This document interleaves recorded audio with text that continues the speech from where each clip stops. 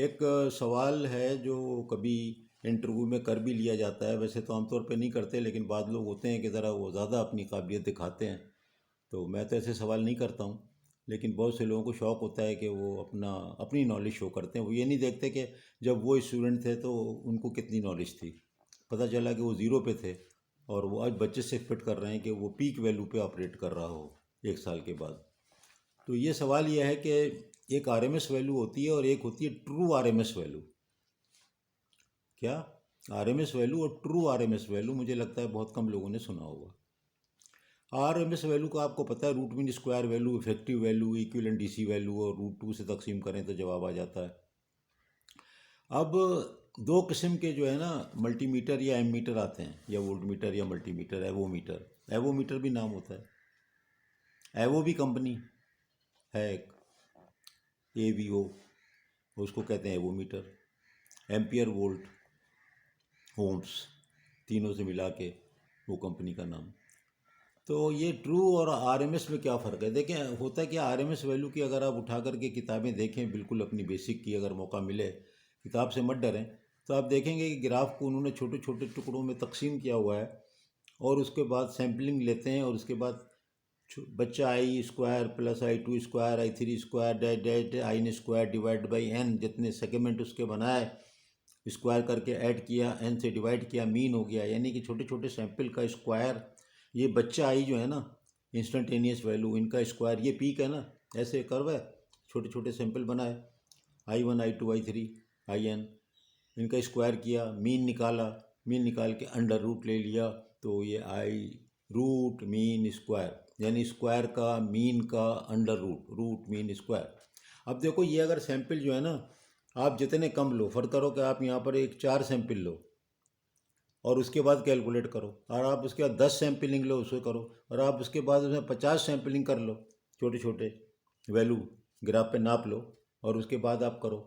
और नापो ना तो आप E is equal to E maximum sine omega T या साइन थीटा होता है ना, तो थीटा पे आप वैल्यू रखें 45 90, और इस तरह वैल्यू रखेंगे तो एक जवाब आएगा। आप रखें 30 60 90, उसके बाद फिर 90 के बाद 120, फिर 150, फिर 180, फिर नीचे जाएं तो वो भी जवाब आएगा। तो आप टेबल भी बना सकते हैं। अब आप ऐसा करेंगे, sine 0 0, sine 10, sine 20, sine 30, sine 40, sine 50, sine 60, sine 70, sine 80, sine 90 1, फिर साइन 90 100, 120, साइन 130, 140, 150, 160, 170, साइन 180 0। अब आप ये वैल्यू ग्राफ पे निकाल के देखें, आपको मौका मिले, या आप साइन की वैल्यू ये बना करके कैलकुलेट करें। आप इनको स्क्वायर करके, सम करके, नंबर ऑफ वैल्यू से तकसीम करके अंडर रूट ले लें, जवाब कुछ और आ जाएगा। जितने ज़्यादा आप सैंपल लेंगे ना, देखें जवाब उतना बेहतर आ जाएगा। तो वो जितने भी आप सैम्पलिंग ज़्यादा करते हैं, 1 2 3 4 के बजाय। और एक तरीका ये भी होता है कि आप खाली पीक वैल्यू को लेते हैं ना, हम तो क्या पीक वैल्यू है फार्मूले में, फर्क करो 100 है। आपको मैं क्या कहता हूँ, मैं कहता हूँ रूट 2 से उसको तकसीम करो और आपके पास आरएमएस वैल्यू आ गई। ये आरएमएस वैल्यू ट्रू नहीं है, क्योंकि आपने एक वैल्यू लेकर के उसको 0.7 से डिवाइड कर दिया, 1 अंडर रूट से डिवाइड कर दिया, और आपने कहा ये आरएमएस वैल्यू है। तो आरएमएस तो है। तो दो तरह के एवोमीटर आते हैं, जब बहुत प्रिसाइज मेजरमेंट करने होते हैं तो आरएमएस वैल्यू थोड़ी ज़्यादा आएगी। 100 से कितनी आएगी? 100 से देखो ना, 1/√2 अगर करो ज़बानी तो 0.7 रख लो उसको, 0.707, तो 70 ही आएगी ना, 70.7। लेकिन अगर आप उसकी सैम्पलिंग बढ़ा दो, 4 5 6 8 10 12 कर दो, उसी साइकिल में, हाफ साइकिल में 10 कर लो, नीचे हाफ साइकिल में 10 कर लो, और आप उससे निकालो जवाब। आप चाहे साइन की इक्वेशन से निकाल लो EMF के, चाहे आप ग्राफ बना के निकाल लो, तो जवाब जो है वो 70.7 नहीं आने वाला, जवाब जो है 74 5 3 कुछ भी आ जाएगा। वो होगी ट्रू आरएमएस वैल्यू।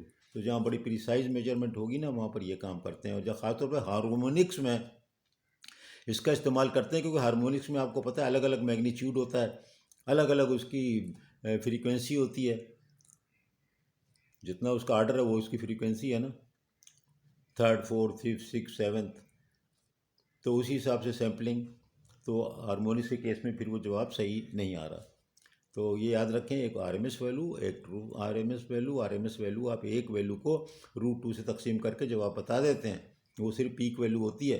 बाकी वैल्यूज़ का क्या, तो बाकी वैल्यूज़ में कैलकुलेट करें, आप करके देख लें।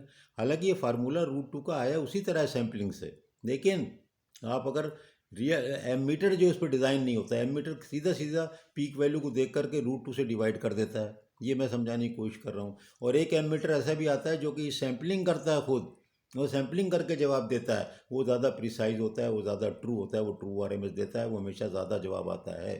तो कभी ऐसे एमीटर से वास्ता पड़ जाए जहाँ ट्रू आरएमएस लिखा हो, तो फिर आपको ये लेक्चर याद आ जाएगा, तो कुछ दुआ दे दीजिएगा। बहुत शुक्रिया आपका।